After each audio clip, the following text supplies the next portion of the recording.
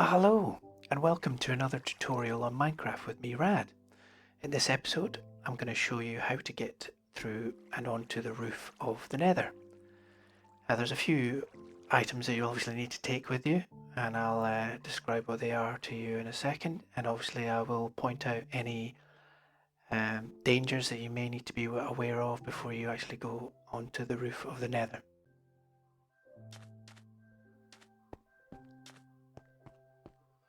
So let me just pause the video for you, and you can jot down the details. Grand, I hope everyone got that. Let's get going. I'm only joking with you. Let's have another little look here. Okay, so what you will need to take with you is 10 obsidian, 2 ender pearls, 2 blocks of redstone, 4 blocks of your choice, 2 normal pistons, 2 sticky pistons, 2 levers, 5 bits of redstone, 15 repeaters, 2 minecarts with TNT, an activator rail, 4 bits of cobblestone wall, a stack of ladders, or some ladders at least to climb up, a map of the Nether, and a flint and steel. So with all of those items, let's head up to the Nether. So once you've managed to get to the roof of the Nether, I would suggest doing this as close to the Nether portal that you normally use to go to and from the Nether. I'll explain why later on. But what you're looking to do with your map is try and find the highest point in the roof. So the highest point of bedrock on the roof of the Nether is at 127Y. So you need to be standing on 126Y, and then you'll know that the block above you is the last block. So that looks like quite a good spot that I found in this pre-recorded video. So I decided to go a little higher just to check where I was on the map. That should say 126, it does. Why 126? So I know that directly above me is the roof of the Nether. So at this point, what you want to think about is if things go wrong, what you're going to do and how you're going to get out of that situation in your survival world. So you've got 10 obsidian there. Now they are useful in the way that we actually get through the roof of the Nether, but also you can dig up those blocks where you've placed them, and I'll show you how that works, and build a portal out of those to get yourself out of it. So that's why I said earlier, try and go to the roof as close to the portal that you go into the Nether through. So if you do have to build another portal above the roof, then you will be pretty close to your normal spawn within the overworld, and you're not miles away. Alternatively, you can turn off your autosave feature and just save before you actually go through onto the roof. And then for the purpose of this video, that's what I did. So position yourself looking directly up, get your ender pearls, and chuck a couple at that block.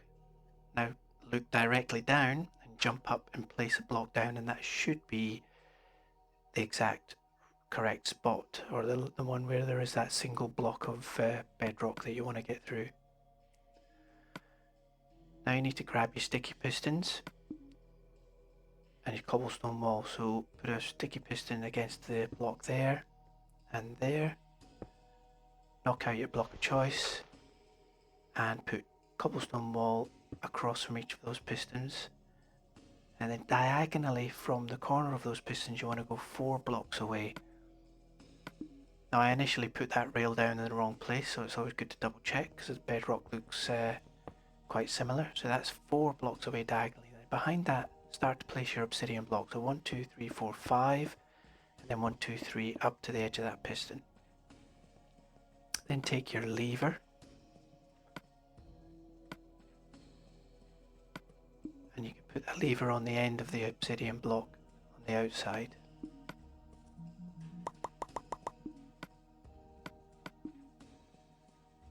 You will also notice that I do have a few additional items of each needed for this, just in case things went wrong.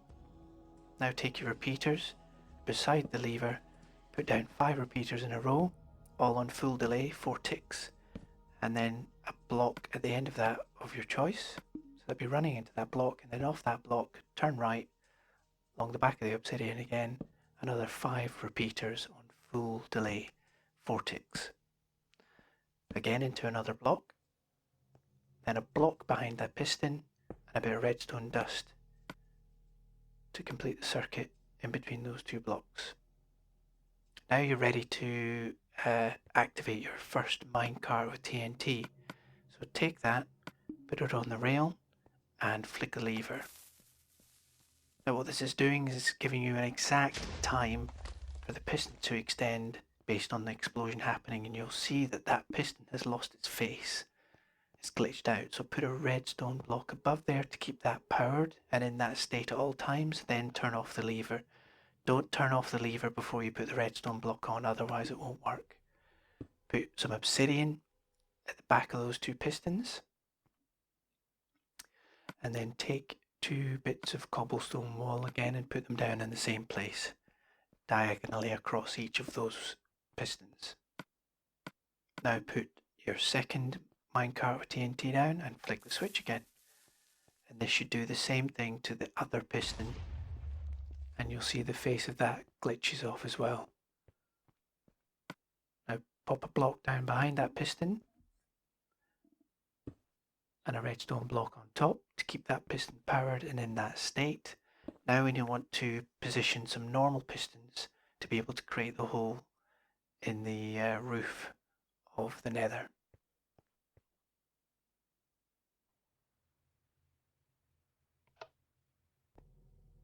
So in order to get a piston directly on top of the roof facing downwards, you need to build up some blocks like this, 4 high, stick a normal piston right at the top and another one under that, then put a lever against the top piston on the block beside it, on the top one, did that wrong in the video, and then power that. Pushes the second block, piston down, sorry. Now you could either remove that piston at the top and reposition it below, or take an extra piston and just stick it in the middle, power the second one, and there you go. That has pushed the bottom piston onto the roof of the Nether. It's facing down, so you can get rid of these 2. Get rid of the stack of blocks. Be sure not to destroy any of the pistons or the redstone blocks that you have in place, and then stick another piston beside that facing upwards.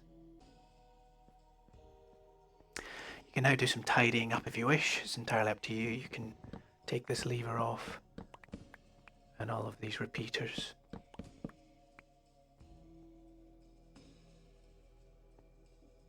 Now you've got a few more repeaters to go. We're not far from finishing this. So remove the block here and the obsidian block, making sure you're digging down so you don't knock the actual piston out, and the block under the redstone to the left.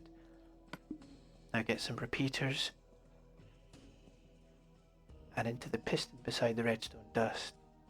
I put one into the other there, no delay, 2 tick delay on this, on the third repeater, then one into the piston facing up, one on the angle like that, and get your redstone dust.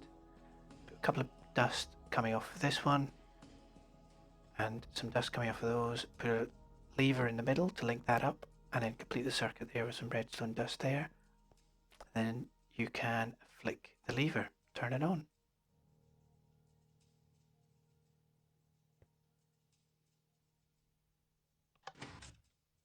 You notice that it doesn't look like much has happened other than powering that piston up.